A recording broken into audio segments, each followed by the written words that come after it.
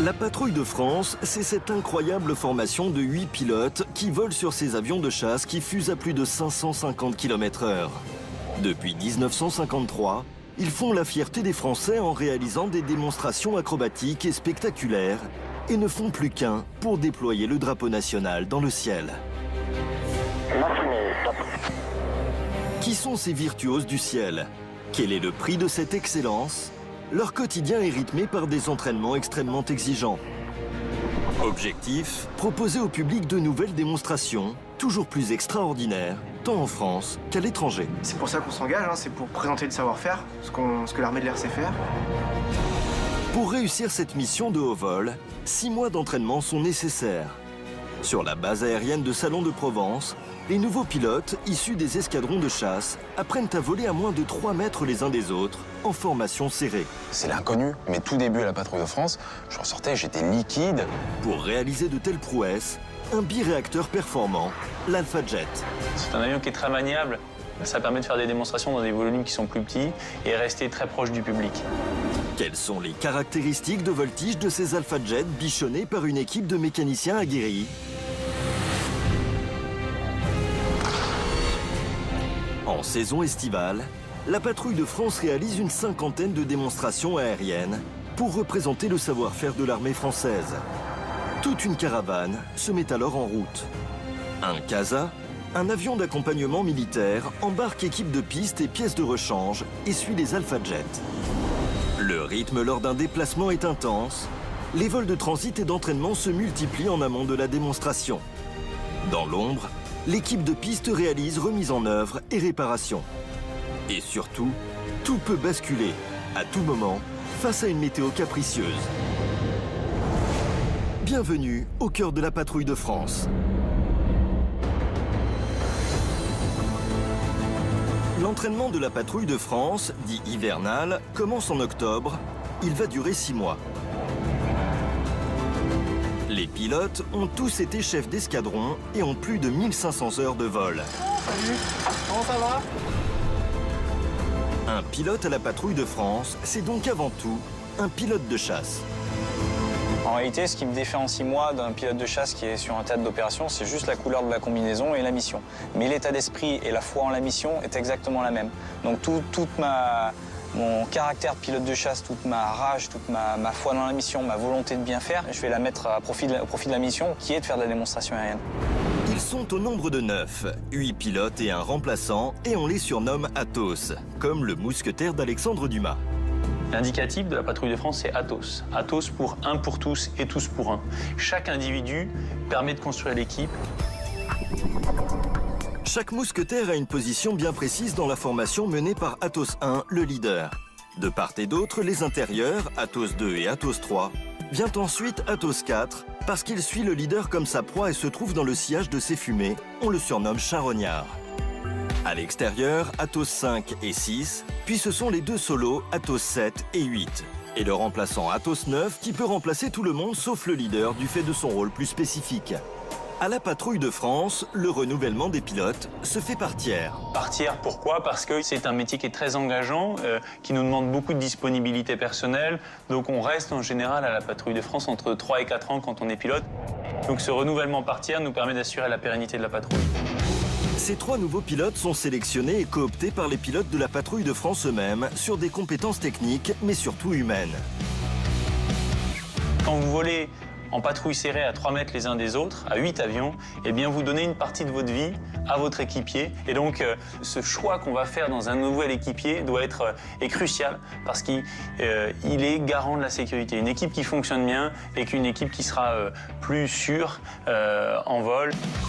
Les 3 nouveaux sont donc Athos 2, le capitaine Damien Bourmeau, Athos 3, le capitaine Cyril Touzet et Athos 4, le commandant Nicolas Lieumont. On les surnomme les Schtroumpfs. C'est un nom assez comique qui représente le fait que nous sommes habillés en bleu. Les Schtroumpfs, comme on le sait, le dessin animé montre des petits bonshommes habillés de bleu, enfin couleur de bleu. Et donc on considère que les jeunes pilotes qui arrivent à la patrouille de France sont des Schtroumpfs parce qu'ils sont jeunes, ils sont habillés en bleu, voilà. Les hommes en bleu sont alors stationnés sur la base aérienne 701 à Salon de Provence. C'est ici que sont formés tous les officiers de l'armée de l'air.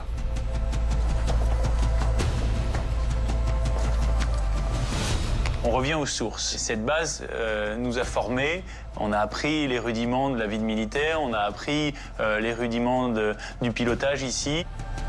C'est donc un symbole fort puisque c'est ici que chaque pilote de chasse est formé. Et ce n'est pas la seule raison de leur stationnement à Salon de Provence.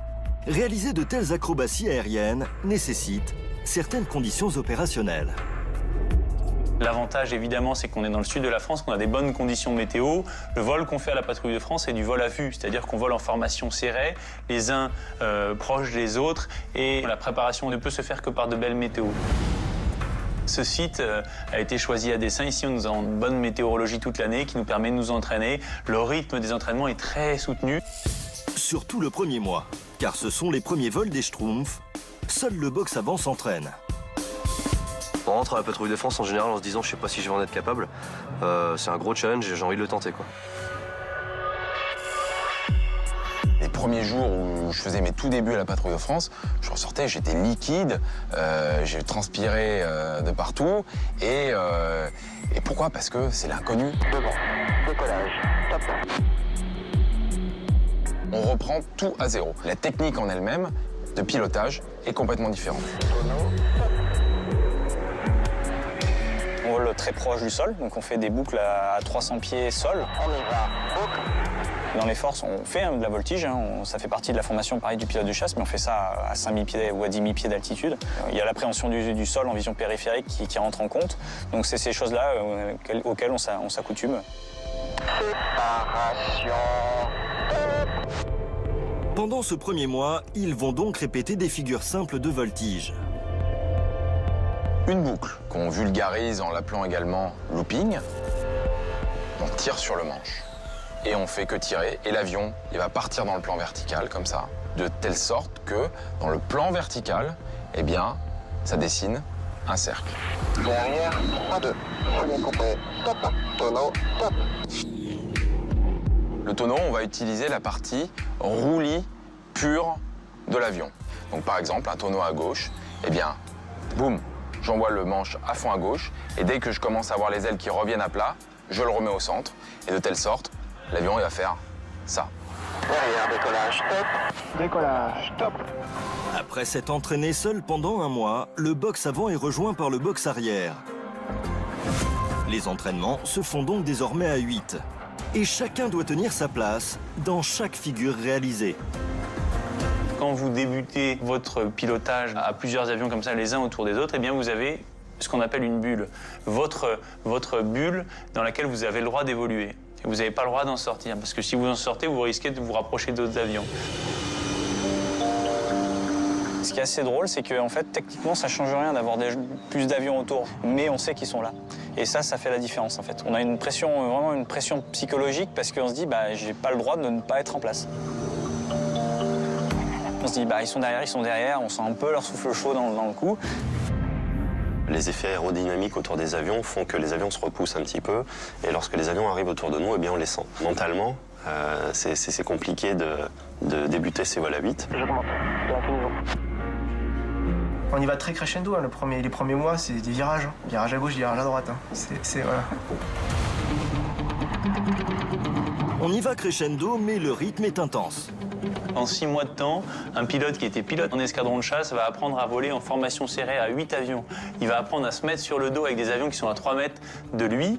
Donc ça va imposer un rythme de 2 à 3 vols par jour, des séances de sport, de musculation, de préparation physique. Donc ce rythme est très dense. En effet, à titre de comparaison, les pilotes fournissent autant d'efforts en 10 minutes de vol qu'en courant un sprint de 3000 mètres. Tous les vols de la patrouille de France sont effectués avec des Alpha Jets. La manière dont on va piloter l'Alpha Jet n'est pas du tout la même manière dont on pilote un Rafale ou un Mirage 2000.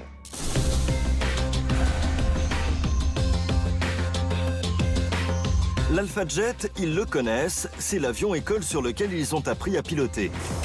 Surnommé Gadget en raison de sa petite taille, l'Alpha Jet a une envergure de 9,16 m une longueur de 11,85 m, une hauteur de 4,19 m, un poids à vide de 3345 kg, un poids maximum au décollage de 7250 kg. Cet avion de chasse biplace a été modifié pour la patrouille de France. Un phare a été ajouté à son nez, le viseur a été ôté et un pod fumigène remplace le pod canon. C'est un avion qui est très maniable. Ça permet de faire des démonstrations dans des volumes qui sont plus petits et rester très proche du public. Il permet aussi des manœuvres absolument exceptionnelles, comme se mettre sur le dos à plusieurs avions en même temps, et ce qui donne un effet assez particulier. Cet avion est utilisé par les pilotes de la patrouille de France depuis 1981.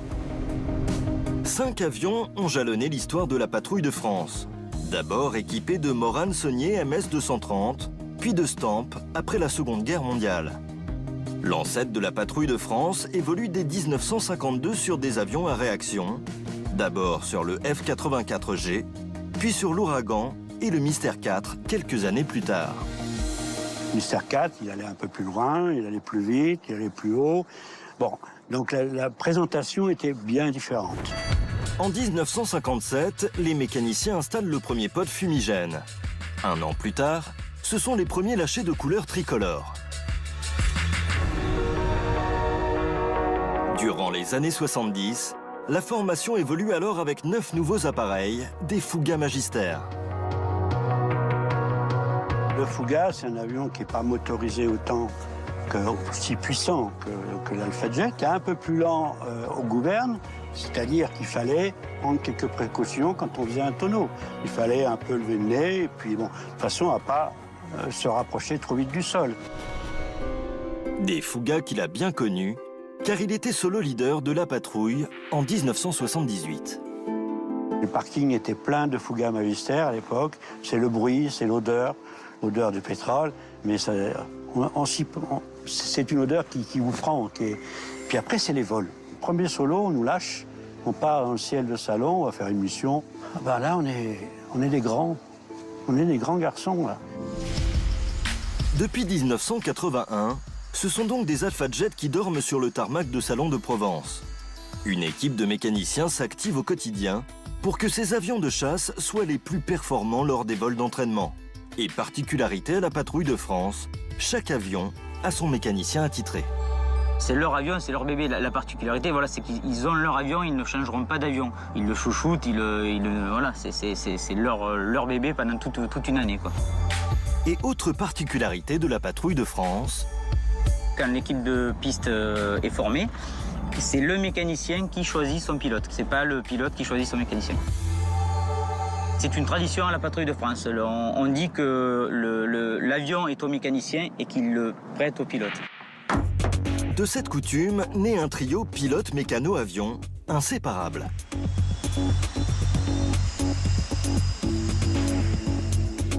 On fait toujours le tour avion dans les forces de son avion pour vérifier que le mécanicien a bien fait son travail. Pas la patrouille de France. On monte dans l'avion les yeux fermés. Enfin, on les ouvre quand même pour piloter, mais je veux dire, on monte dans l'avion avec une entière confiance au mécanicien. Et puis, donc c'est vraiment une unité, c'est le maître mot, quoi. Ils sont 37 mécaniciens à bichonner ces Alpha Jet. C'est une pression, c'est une grosse pression, une grosse responsabilité. Mais bon, ça me plaît, c'est motivant et puis c'est exceptionnel de travailler pour cette unité. L'équipe dépannage assure les opérations d'entretien et les réparations qui nécessitent une immobilisation. L'équipe de piste assure la mise en œuvre des Alpha Jet à l'occasion des vols d'entraînement. Il y a plusieurs spécialités.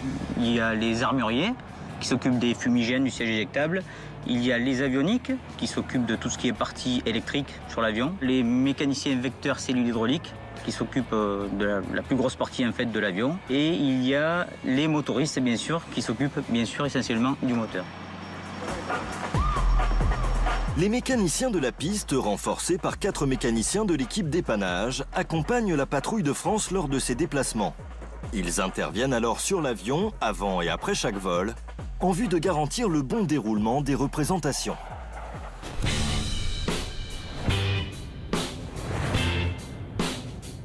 Sous le hangar dépannage, les motoristes, L'adjudant de Bermond et l'adjudant Hamel font un check d'arrivée d'un des 2 réacteurs. Je commence le filtre, Moi, je fais le filtre. je check l'entrée. Une simple routine liée aux nombreux vols d'entraînement.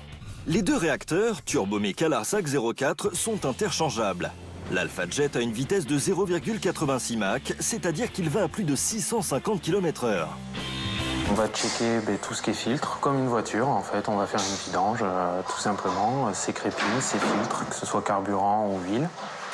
Donc tout ça, ça revient à toutes les 300 heures. Tous les jours, avec le check de l'avion, on vérifie son niveau d'huile. On vérifie les branchements, on ne sait jamais, un faisceau qui est mal branché, tout ça, ça peut amener une panne. C'est un moteur quand même qui est ancien, qui est robuste, qui est fiable, donc on n'a pas trop de soucis dessus. À quelques mètres, à l'atelier armement et fumigène, le sergent-chef Pascal fait une mise en œuvre du pod fumigène. C'est le dérivé du pod canon, placé en position ventrale, sous l'avion, pour délivrer le fumigène bleu-blanc-rouge. Le pod fumigène est composé de 2 grosses parties, une partie mécanique et une partie électrique. La partie mécanique, donc les cuves fumigènes et la bouteille d'azote. La bouteille d'azote sert à mettre en pression les cuves fumigènes. Chaque avion dispose de 2 cuves de fumigène, une cuve de blanc, et après soit du bleu, soit du rouge, en fonction de leur place dans la patrouille. Les avions pairs ont du bleu, les avions impairs ont du rouge, sauf le 1 et le 4 qui sont inversés. Au bout de ces électrorobinets, on retrouve les 2 tuyauteries bleues et blanches qui vont à l'arrière du réacteur gauche.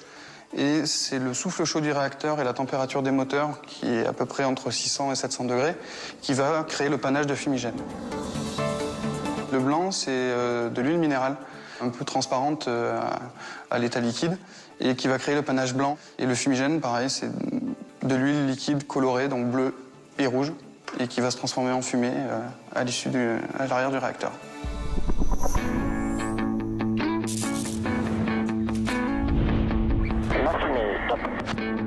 Cette traînée bleu-blanc-rouge, c'est l'ADN de la patrouille de France.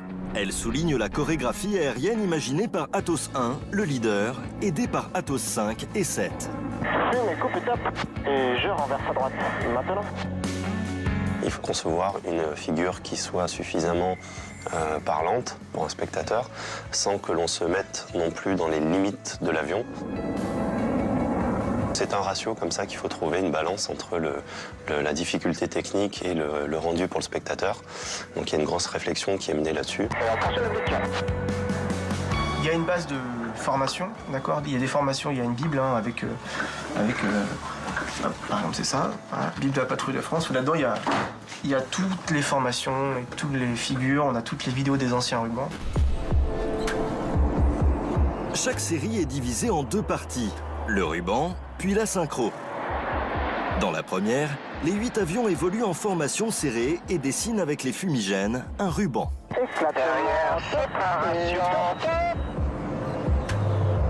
La seconde tient son nom des évolutions parfaitement synchronisées entre les passages alternés menés par le leader et le leader solo. Au programme, différentes formations à maîtriser. Diamant top.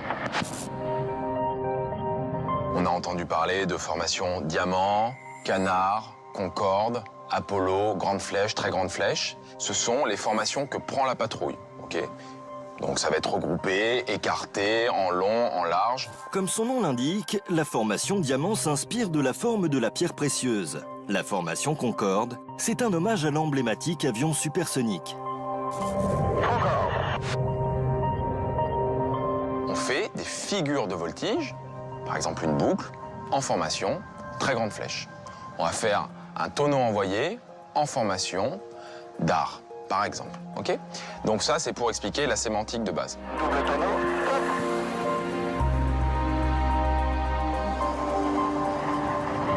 Pour le box avant, au final, il n'y a que 2 formations type. Il y a le Diamant et le Concorde. En canard. Top. Sur une base Diamant, on va travailler par exemple le Canard, la Grande Flèche, des choses comme ça. Et sur une base Concorde, on travaillera l'Apollo, on travaillera la Très Grande Flèche, voilà. Si je prends par exemple la base du Concorde, donc si les extérieurs reculent d'un cran, bah, ça fera la formation Apollo. Si les solos vont sur l'extérieur, ça fera la formation Très Grande Flèche, voilà. Synchro, c'est une des figures préférées des Français et d'Atos 4, le charognard, situé derrière le leader.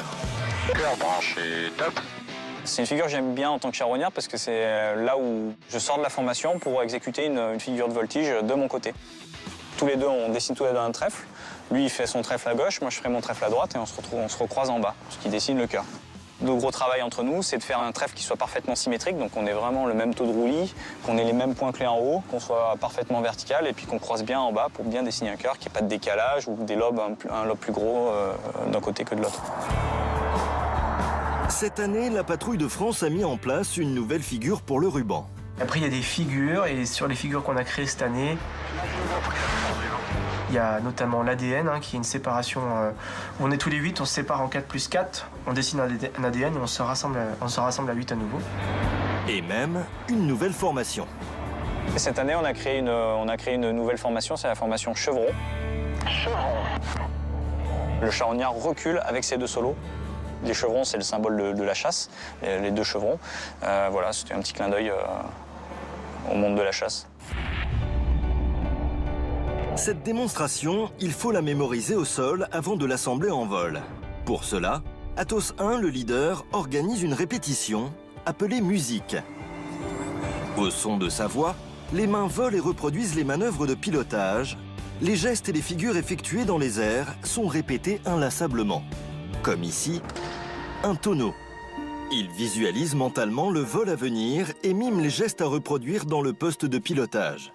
La concentration est maximale, car le moindre écart en vol peut être fatal. Quand on commence à voler la Patrouille de France, il faut se mettre tout de suite dans cette projection mentale. Donc au début, ça demande un certain effort, donc une certaine concentration, de savoir qu'est-ce que je fais de mes mains. Et puis ça devient naturellement, ça se fait pas du jour au lendemain, c'est à force d'en faire. Au départ, c'est vrai que la musique, c'est quelque chose qui était très abstrait. Moi, pour ma part, ce que j'avais fait, c'est que j'avais filmé carrément la musique, puis je me la repassais en faisant chez moi la musique avec le leader filmé, et puis essayer de m'imprégner de cette gestuelle-là.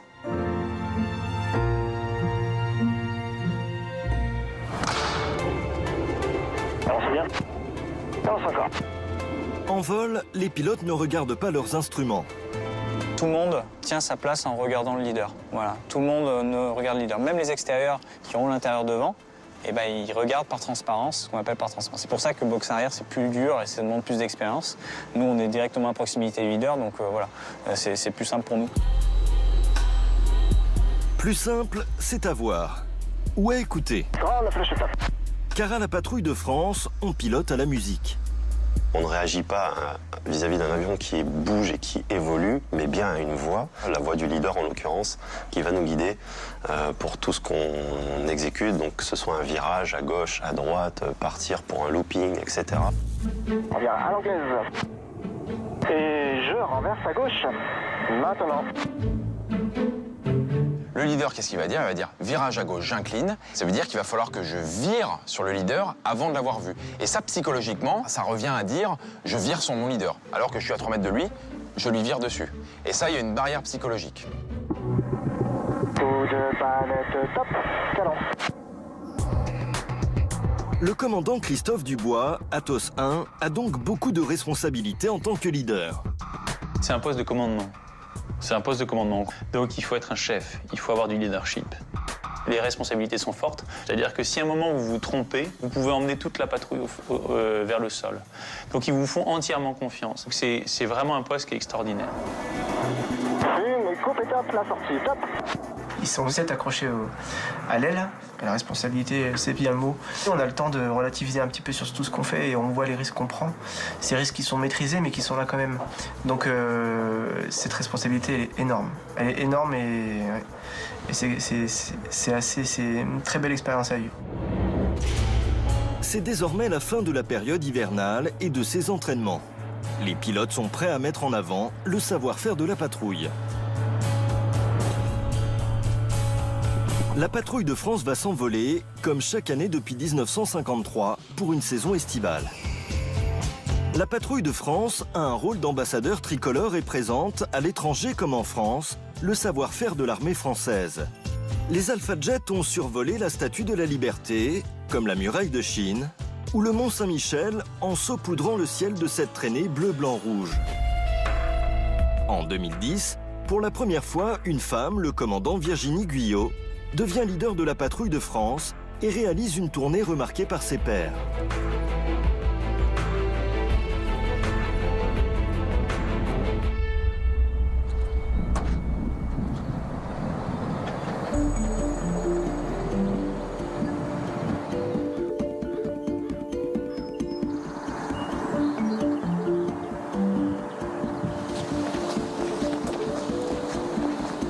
Aujourd'hui encore, la patrouille de France perpétue les traditions et part pour une saison estivale composée de plus de 50 vols d'entraînement, de plus de 100 vols de transit et d'une cinquantaine de démonstrations ou survols.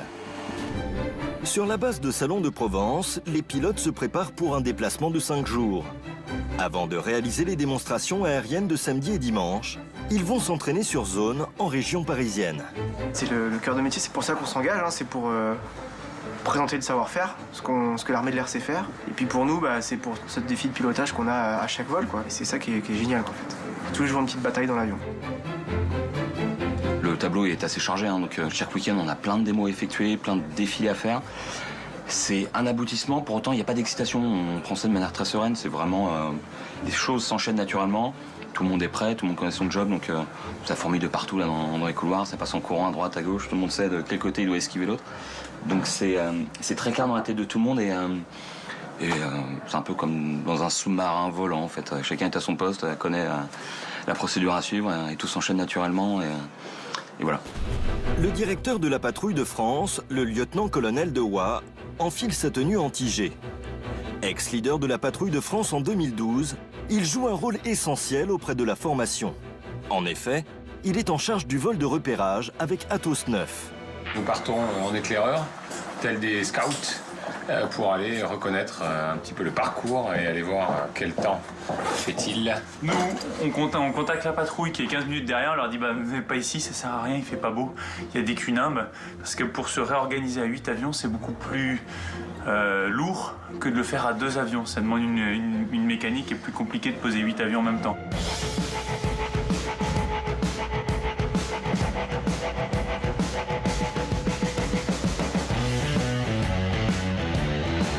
Minutes plus tard, les 8 Alpha Jets s'envolent à leur tour. Ils sont suivis du CASA, l'avion d'accompagnement militaire, dans lequel embarquent les autres mécanos, les pièces de rechange et outils pour les Alpha Jets et bien sûr, les valises de chacun.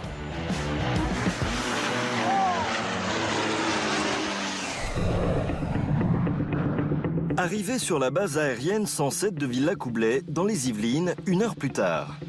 La patrouille de France stationne ici car c'est à proximité du terrain de la démonstration de dimanche qui est prévue à la Ferté-Alais.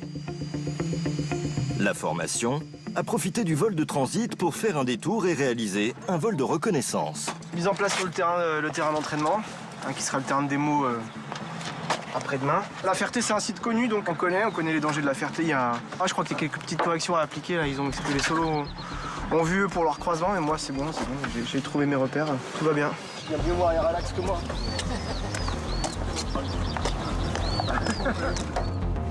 Le sergent-chef Jérôme Garot réalise une remise en œuvre de son Alpha Jet, le numéro 3. C'est la visite après vol, on vérifie qu'il n'y ait pas eu un souci pendant le vol. On regarde tout, les freinages, les points d'accroche, les prises branchées, qu'il n'y ait pas de fuite. C'est la remise en œuvre de l'avion en fait. C'est pour vérifier qu'il est apte à repartir en vol. On a des automatismes, mais il faut rester concentré pour pas rater quelque chose, parce que souvent sur des détails que tout se joue, donc ça fait partie du boulot, il faut rester concentré.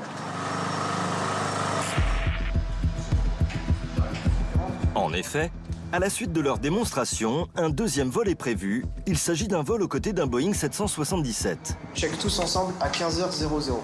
Step aux alentours de 45 pour être à 15h en fréquence. Donc nous, on sera en grande flèche à ce moment-là, derrière le 777. Nous, il va se mettre ensuite en virage par la gauche. On reste dans le plan des ailes. Il dégauchit face à la Ferté-Alais. Et on vient se mettre en échelon. D'accord, j'appelle en échelon. Top. Ça veut dire on close tout le monde. Si je pars de l'extérieur gauche, bleu, bleu, blanc, blanc, blanc, blanc, rouge, rouge. D'accord? Donc 3 et 4, vous fumez rouge. Qui vient sous blanc. Voilà pour la partie triple 7. Allez, on a un moyen relax. On garde les automatismes de l'entraînement hivernal. On réalise une musique pour visualiser ce vol au sol. Christophe, le leader, est aux commandes. La particularité pour l'arrivée sur La Ferté, c'est en légère descente pour qu'on puisse voir bien la perte. D'accord? En moyen relax, G3-2. En Condor, top. Condor et... Il est 44, on se retrouve en fréquence à 15 heures. Suite à ce brief, les pilotes ont plusieurs informations importantes à retenir. Certaines sont inscrites sur un document, accroché à leurs jambes, pour faciliter la lecture en vol. Ce document, il va me servir pour tout le travail avec le 777, donc le Boeing qu'on va rassembler. On a différentes fréquences qui sont marquées, on a différents éléments pour que les contrôleurs nous repèrent depuis le sol. Et puis, on a des éléments de pétrole qui nous servent également pour avoir les minimums carburant lorsqu'on va se poser. Voilà, vous savez tout.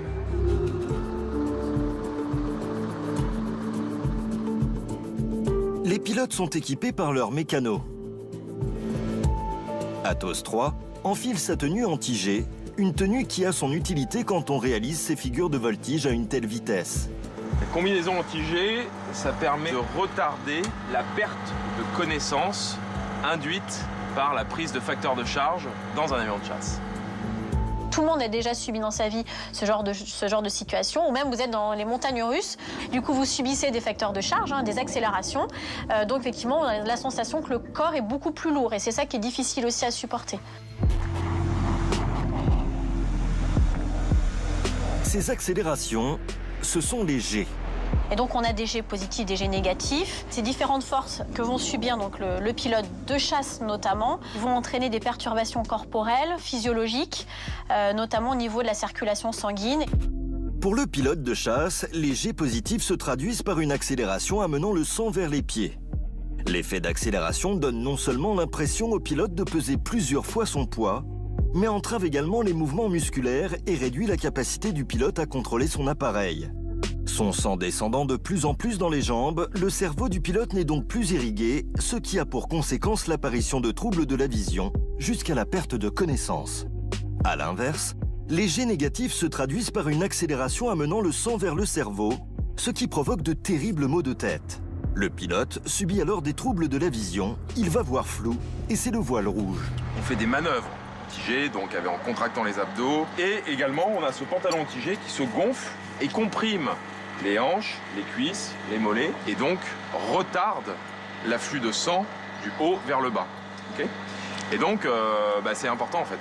C'est important parce que si on perd connaissance, il n'y a plus personne aux commandes. Et donc, on peut se tuer.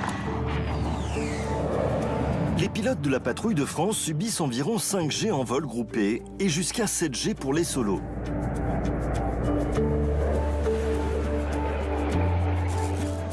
Les pilotes de chasse, avec le port de la combinaison anti-G, peuvent tolérer jusqu'à 9 G positifs et seulement 5 G négatifs. Avant de prendre place dans son cockpit, Atos 3 enfile son gilet de sauvetage, un Mae West. Dedans, on va mettre différentes choses, différents matériels de survie. Et surtout, ce dispositif de boudin gonflable qui permet de ne pas se noyer si toutefois on s'éjecte au-dessus de l'eau et qu'on tombe dans l'eau. Voilà. On s'en sert également aussi si toutefois on s'éjecte au-dessus des arbres et qu'on doit tomber dans un arbre. Le boudin se gonfle et c'est quelque chose qui va nous protéger des branches si toutefois on doit tomber dans les arbres. Ça, c'est quelque chose qui arrive régulièrement. On a toutes les chances de tomber dans des arbres au milieu d'une forêt si toutefois on doit s'éjecter. Enfin, dernière précaution et sécurité. Je fais en sorte, avec la vérification assidue de mon mécanicien ici présent, de bien m'attacher. Parce que le siège éjectable, c'est quelque chose qui peut sauver la vie, mais qui aussi peut la retirer si on l'utilise mal. Voilà, donc il faut être bien attaché, quoi, en fait. Et là, je mets mes mains bien apparentes, parce qu'à partir de ce moment-là, là, Jérôme, il vient d'armer le siège. Donc, à partir de ce moment-là, sa sécurité, elle est aussi en jeu. C'est-à-dire que si le siège part, eh bien, je peux le tuer. Voilà, donc c'est pour ça que je mets les mains apparentes, parce que je dois toucher à rien pour faire en sorte de ne pas être dangereux.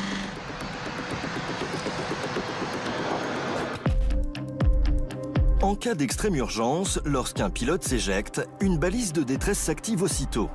Le pilote tire sur la poignée d'éjection au milieu de ses jambes. En 0,26 secondes, celui-ci se retrouve brusquement éjecté de l'habitacle après qu'une petite charge explosive ait fait sauter le toit de la verrière. Puis le siège se stabilise avec l'ouverture du parachute. Une décélération du siège se produit. Enfin, la descente s'amorce pour le pilote.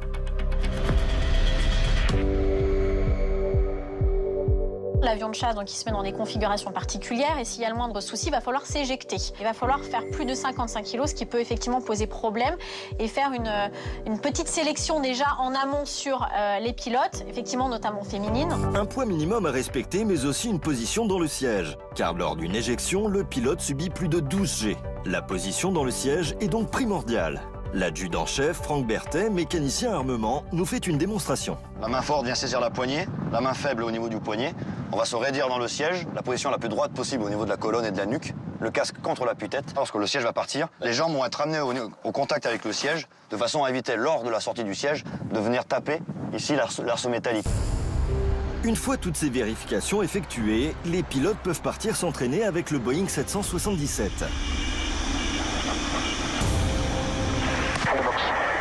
Et renverse à gauche. Maintenant.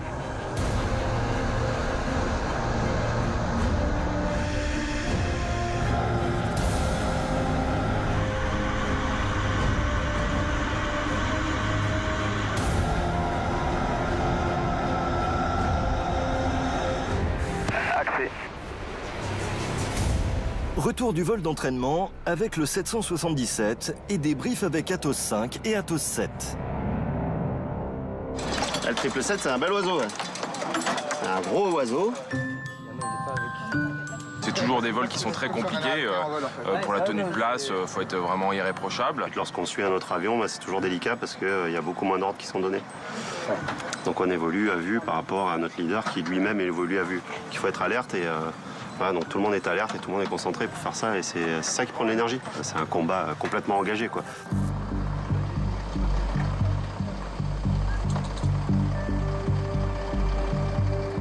Le sergent-chef Grégory Guimpier fait une réparation sur son Alpha Jet, le numéro 7. Donc mon pilote, le capitaine Hervé Aubert, en revenant de son vol, m'a dit bon, j'ai le voyant d'aérofrein qui est toujours allumé. Le mécanicien a détecté la raison de ce voyant allumé. Les ressorts du boîtier d'accrochage aérofrein ont cassé en vol. Donc l'aérofrein ne pouvait pas se verrouiller. Donc ça s'est avéré juste que c'était 2 ressorts de cassés. Hop.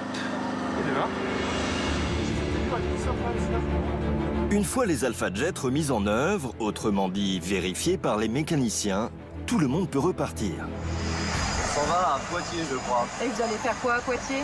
Eh ben, on va faire un meeting, on va s'entraîner demain et on fait un meeting samedi, circuit du Val de Vienne au Vigan. Donc là, en fait, 3e vol de la journée, c'est assez rare, donc c'est quand même plaisant. Un petit peu fatigué, mais ça fait partie du jeu et puis on est content de le faire. Donc on va se mettre en place et puis après on va se reposer quand même. On va attaquer la journée de demain. Après le vol de transit vers Villacoublay et le vol d'entraînement avec le 777, les pilotes repartent pour Poitiers.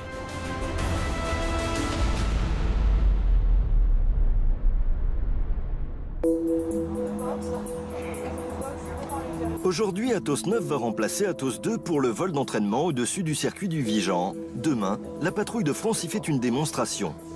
Chaque pilote doit voler pour rester à son meilleur niveau, surtout lui. Le remplaçant a 7 postes à étudier et qu'on a 3 différentes catégories de démos, une beau temps, une intermédiaire et une mauvais temps. Ça fait effectivement 21 partitions à savoir jouer, sachant qu'elles ont des points communs quand même, donc c'est pas vraiment des partitions complètement différentes. Ouais.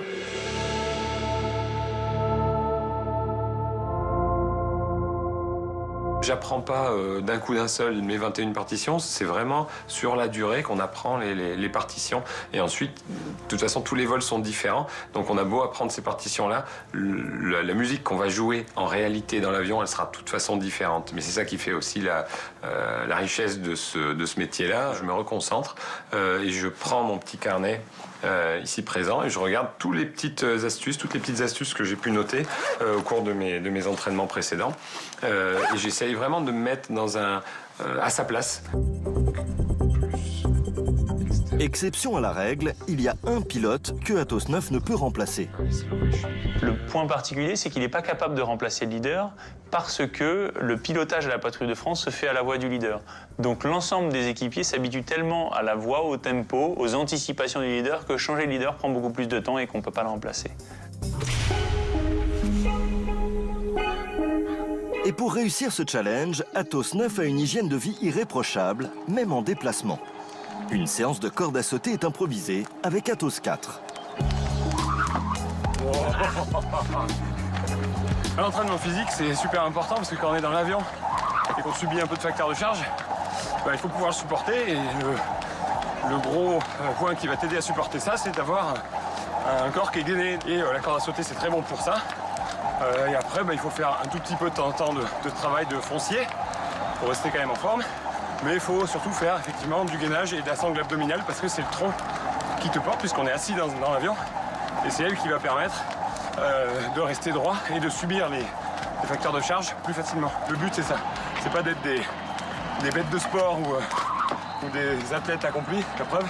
C'est vraiment juste de pouvoir supporter ça tout au long de la saison.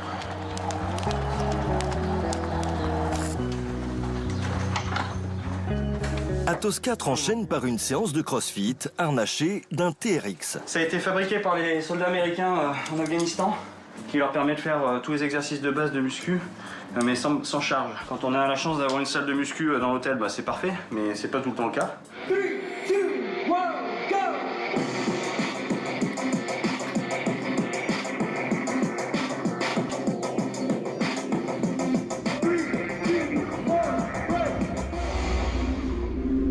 C'est pas aussi dense et physique que ce qu'on fait en entraînement hivernal, mais au moins ça permet de garder un peu le jus. Le charognard a besoin de lâcher la pression car son rôle à la patrouille de France est particulier. L'année charognard, elle est vraiment là pour ça. T'es vraiment là en tant qu'observateur, donc t'as le boulot d'équipier. Mais il y a une deuxième facette que n'ont pas les autres équipiers. C'est la facette observation, entre guillemets, où tu te projettes en tant que futur leader, voir comment toi tu te comporteras, comment toi tu gères la pression. Donc ça, c'est évidemment des choses que je travaille. Je sais que c'est pour ça que j'étais pas un grand sportif avant de devenir un PAF. Je le suis toujours pas, mais ce que je veux dire, c'est que je trouve que le sport, c'est pas mal pour se libérer, lâcher la soupape. Le charognard, on l'appelle comme ça parce qu'il avale les fumées du leader et qu'il va prendre sa place. Donc c'est un côté un petit peu spartiate. Il faut voir le problème complètement dans l'autre sens. Cette identification dès le départ permet au leader de transmettre, transmettre et encore transmettre, de tout lui montrer, de tout lui dire pour qu'une fois qu'il prenne sa place, il soit très très vite au niveau. Les mécanos préparent les Alpha Jet pour le vol d'entraînement au-dessus du circuit du Vigan et font le plein de kérosène, l'essence aviation F34. L'Alpha Jet a une capacité maximale de 1960 litres, 1250 litres en fuselage et 710 litres dans les voilures. Lors d'une démonstration de 40 minutes, l'avion de chasse consomme environ 800 litres. Normalement, on a 3 pleins différents. On a fuselage, niveau 1 pour la moitié des voilures et niveau 2 pour le plein complet, c'est-à-dire la voilure pleine. Pour la prochaine mission, on a besoin d'un niveau 1 parce que on va décoller donc de Poitiers pour atteindre le lieu de Vigan pour le meeting. Le but, c'est d'arriver sur le lieu du meeting avec le plein en fuselage, c'est-à-dire vider ses voilures pour pouvoir attaquer la démo. On ne peut pas attaquer la démo avec du carburant dans les voilures parce que c'est pas prévu pour, du point de vue de sécurité.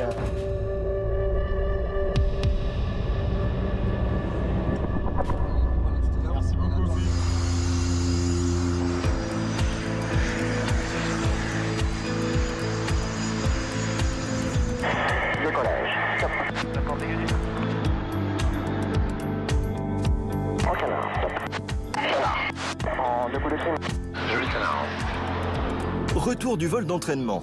Atos 9 débriefe de son remplacement au poste d'intérieur droit. C'est dur, c'est dur. Il y a des vols de remplacement plus simples que d'autres. Celui-là, c'était difficile. Voilà. Il y avait la température, il y avait le switch qui était vraiment compliqué. Et, voilà. Donc c'est un vol de remplacement très bénéfique. Parce qu'au moins, ça permet d'apprendre plein de choses. Il va falloir capitaliser là-dessus et faire en sorte que la prochaine fois, ça se passe encore mieux, parce que là, c'est pas évident. C'est le boulot du numéro 9 et c'est très challenging, c'est vraiment super. Athos 2 en a profité pour voler en place arrière sur l'Alpha Jet du charognard Athos 4. Damien a bien voulu me laisser sa place aujourd'hui, donc c'est très gentil de sa part. Il a pu voler, voir le site. Ça fait quoi de prêter son avion, Damien? C'est pas le mien non plus, tant qu'il me le casse pas, ça va. Non, mais je suis surtout content de partager le vol avec eux. En fait, c'est particulier quand on n'a pas vécu un vol avec eux. En fait, ils reviennent, ils ont vécu ne serait-ce qu'une heure, même si on en fait plein d'autres. On a l'impression de partir un peu de la patrouille. Et puis après, il y a ce côté un peu la meute. On peut pas la quitter comme ça, quoi. On n'a pas envie.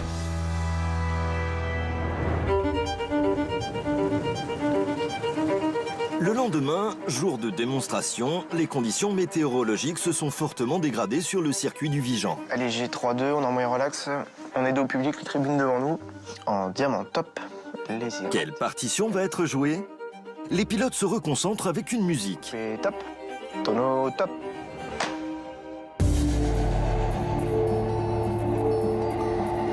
Pendant le trajet vers le circuit du Vigan, les pilotes suivent les recommandations du commandant Xavier Debras, directeur adjoint de la patrouille de France. Voilà, on t'écoute sur rue. Il n'y a pas de vent, il y a 19 degrés et le BRDD est à 997. Ouais, pour l'instant, Von, c'est pas génial du tout.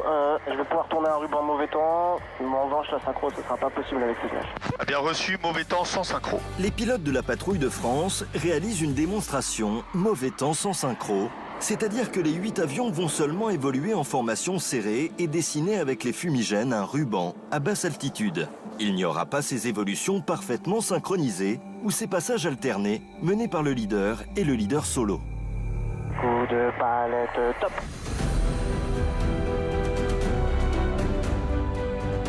Virage à gauche, j'incline. La patrouille de France, c'est cette incroyable formation de 8 pilotes qui volent sur ces avions de chasse qui fusent à plus de 550 km/h. Depuis 1953, ils font la fierté des Français en réalisant des démonstrations acrobatiques et spectaculaires et ne font plus qu'un pour déployer le drapeau national dans le ciel. La fumée, top. Qui sont ces virtuoses du ciel? Quel est le prix de cette excellence? Leur quotidien est rythmé par des entraînements extrêmement exigeants. Objectif, proposer au public de nouvelles démonstrations, toujours plus extraordinaires, tant en France qu'à l'étranger. C'est pour ça qu'on s'engage, hein, c'est pour présenter le savoir-faire, ce que l'armée de l'air sait faire. Pour réussir cette mission de haut vol, 6 mois d'entraînement sont nécessaires. Sur la base aérienne de Salon de Provence, les nouveaux pilotes, issus des escadrons de chasse, apprennent à voler à moins de 3 mètres. La patrouille de France, c'est cette incroyable formation de 8 pilotes qui volent sur ces avions de chasse qui fusent à plus de 550 km/h. Depuis 1953, ils font la fierté des Français en réalisant des démonstrations acrobatiques et spectaculaires et ne font plus qu'un pour déployer le drapeau national dans le ciel. La fumée, top. Qui sont ces virtuoses du ciel? Quel est le prix de cette excellence? Leur quotidien est rythmé par des entraînements extrêmement exigeants. Objectif, proposer au public de nouvelles démonstrations, toujours plus extraordinaires, tant en France qu'à l'étranger. C'est pour ça qu'on s'engage, hein, c'est pour présenter le savoir-faire, ce que l'armée de l'air sait faire. Pour réussir cette mission de haut vol, 6 mois d'entraînement sont nécessaires. Sur la base aérienne de Salon de Provence, les nouveaux pilotes, issus des escadrons de chasse, apprennent à voler à moins de 3 mètres les uns des autres, en formation serrée. C'est l'inconnu, mais tout début à la patrouille de France, je ressortais, j'étais liquide.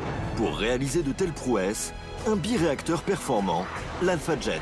C'est un avion qui est très maniable. Ça permet de faire des démonstrations dans des volumes qui sont plus petits et rester très proche du public. Quelles sont les caractéristiques de voltige de ces Alpha Jets bichonnés par une équipe de mécaniciens aguerris? En saison estivale, la patrouille de France réalise une 50aine de démonstrations aériennes pour représenter le savoir-faire de l'armée française. Toute une caravane se met alors en route. Un CASA, un avion d'accompagnement militaire, embarque équipe de pistes et pièces de rechange et suit les Alpha Jets. Le rythme lors d'un déplacement est intense. Les vols de transit et d'entraînement se multiplient en amont de la démonstration. Dans l'ombre, l'équipe de piste réalise remise en œuvre et réparation. Et surtout, tout peut basculer, à tout moment, face à une météo capricieuse. Bienvenue au cœur de la patrouille de France. L'entraînement de la patrouille de France, dit hivernal, commence en octobre. Il va durer 6 mois. Les pilotes ont tous été chefs d'escadron et ont plus de 1500 heures de vol. Salut, comment ça va? Après 6 mois d'entraînement dans le sud, à Salon de Provence, et une expérience de pilotage unique, les pilotes de la patrouille de France réalisent des prouesses aériennes à quelques mètres les uns des autres, devant des milliers de spectateurs, époustouflés et séduits à chaque musique. La saison estivale est acrobatique, technique, mais surtout une aventure humaine incroyable.